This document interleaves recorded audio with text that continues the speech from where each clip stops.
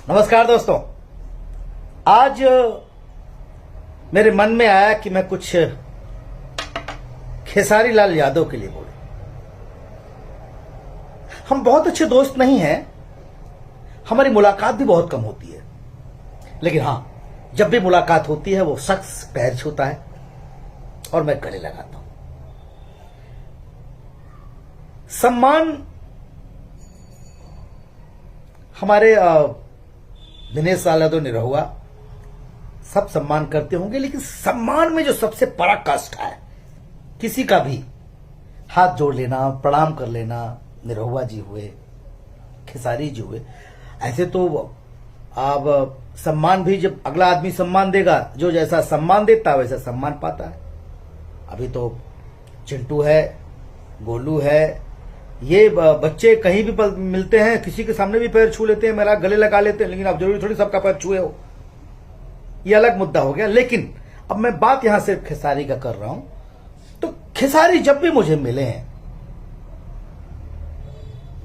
दौड़ कर आकर के पैर छुआ, भाई, भैया भैया।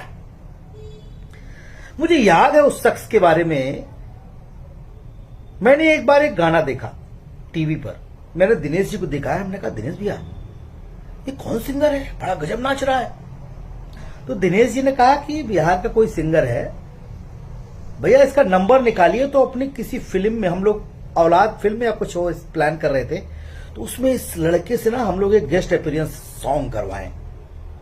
किसको पता था कि जिस लड़के के बारे में हम लोग ये सोच रहे हैं कि वो लड़का गेस्ट अपीयरेंस करे, वो आगे चल करके क्या कर जाएगा। तभी मुझे पता चला कि नहीं, हां, मनोज तिवारी जी के यहां उनके बंगले पर मैं बैठा था, तभी विकास वीरप्पन के साथ खेसारी जी आए और मुझे देखते, अरे भैया प्रणाम, आप लोग तो भोजपुरी के धरोहर बानी और ये वो। मैंने कहा यार ये लड़का तो बड़ा हैंडसम लग रहा है, चैन वैन पहने हुए स्टाइल में। बोले भैया मैं जो है एक्टिंग में कोशिश कर रहा हूं। वहां मुलाकात हुई और उस मुलाकात के बाद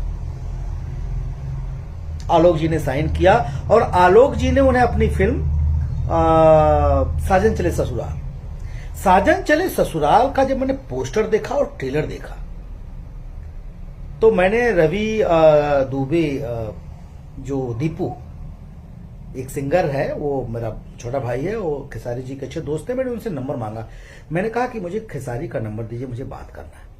मैंने खेसारी को फोन किया, मैंने कहा बॉस मैं मनोज टाइगर बोल रहा हूं। हाँ भैया प्रणाम।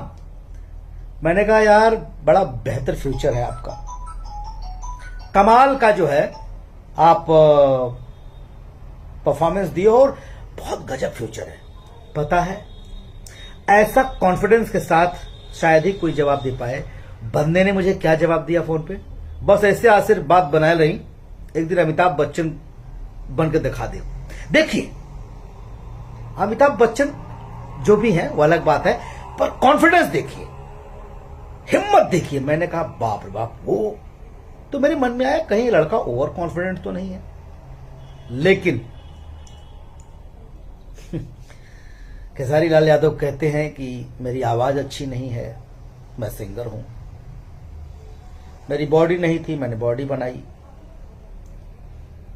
आज वो बंदा जहां भी है अपने मेहनत के बल पर है, किसी का योगदान नहीं उसके करियर में। अगर कोई कहता है कि खेसारी लाल यादव के करियर को बनाने में किसी ने मेहनत की है, नहीं, वो जहां भी है बंदा अपनी मेहनत के बल पे। और मैं ये बात चापलूसी में नहीं कर रहा हूं, मनोज टाइगर कभी घंटा किसी की चापलूसी नहीं करता।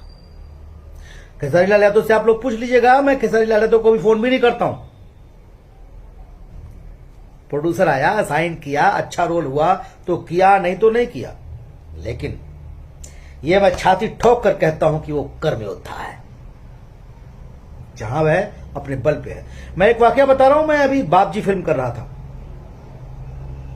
बहुत सारी सिचुएशन ऐसी आती थी जहां लगता था कि बाप डाउन हो रहा है। वो बंदा मुझसे कहता था कि भैया बाप जी है तो बाप जी को थोड़ा स्ट्रांग होना चाहिए। अब चाहे मन से कह रहे हो चाहे नहीं कह रहे हो, लेकिन उस फिल्म को बनने में खेसारी ने बहुत सपोर्ट किया। मेरे रोल के साथ कभी उन्होंने छेड़छाड़ नहीं की। वो बंदा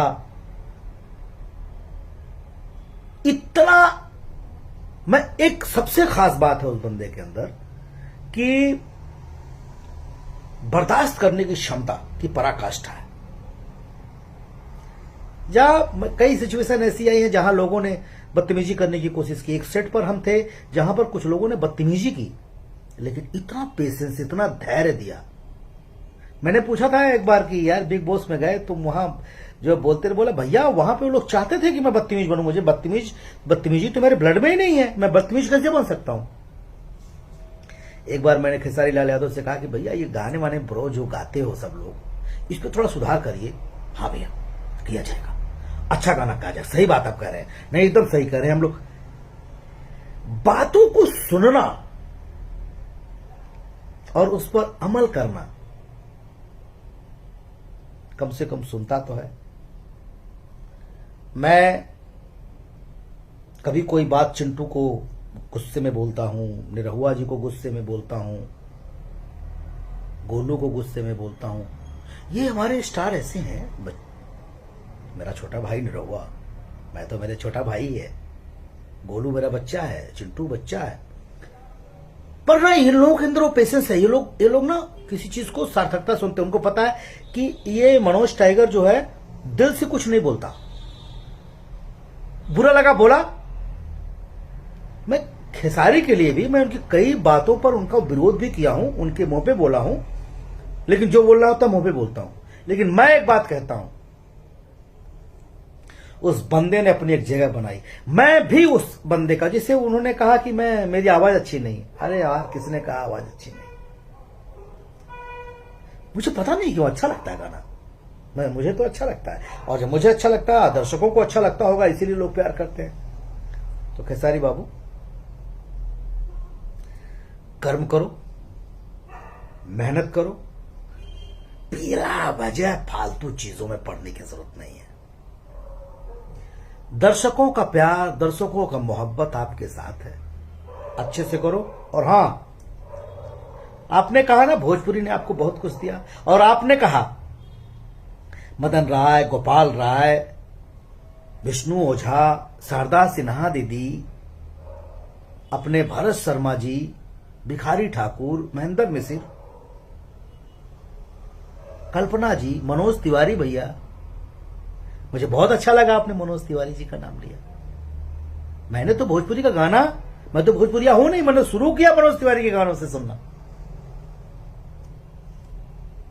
इसमें दो राय नहीं कि पवन की आवाज में खुदा की आवाज है।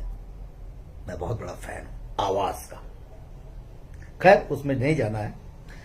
लेकिन खेसारी बाबू, अब आपको दर्शकों ने और भगवान ने एक पोस्ट पर बिठा दिया है, एक जगह बिठा दिया है। ब्रांड हो, परिवर्तन ला सकते हैं, ताकि एक दिन मंच पर खड़े होकर के विष्णु ओझा से लेकर के जितने लोगों का आपने नाम लिया, वो आपको थैंक्स बोले और आपके कंधे पर हाथ रख कर बेटा भोजपुरी का माटी अदा कर दिया। और मैं दावे के साथ कहता हूं, यह आप कर सकते हो खेसारी, आप कर सकते हो और आप करोगे।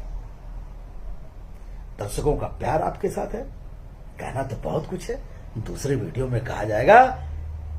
आज मन बड़ा गदगद है आपके ऊपर, बड़ा खुश हूं। लव यू मेरी जान।